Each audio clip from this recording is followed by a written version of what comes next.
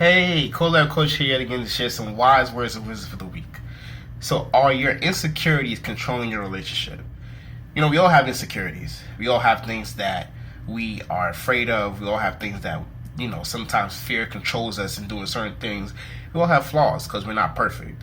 But are we letting those insecurities control the relationships with our friends, families, neighbors, co-workers, and your significant other? You know, me personally, I have an insecurity of being cheated on because that's happened to me before.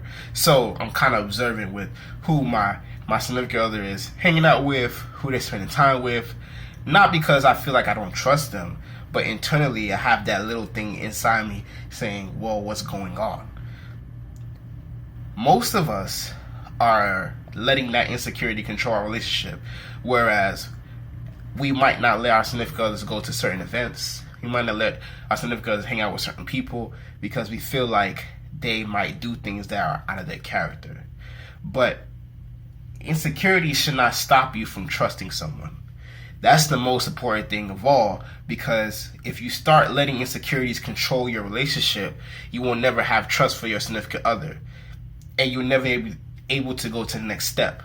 So when the insecurities start creeping in and you feel like, oh man, I don't want this to happen, I don't want that to happen, I'm going to start putting my dominance on my significant other to make sure they don't do that, or I don't go through that similar situation, or I don't get hurt again. That's when we start having a pitfall in our relationships and we start going down a track that we can never come back from. Because once we've already put in our mind that we can't trust our significant other, we won't be able to come back from that unless you work triple or quadruple times harder to get that trust to be built again. So when you feel like that insecurities are starting to creep in, or you feel like your personal flaws are starting to intrude in your relationship, take a step back and say, hey, is this me or is this my significant other? Sometimes we like to blame our significant others for things that we have purposely done in our relationship.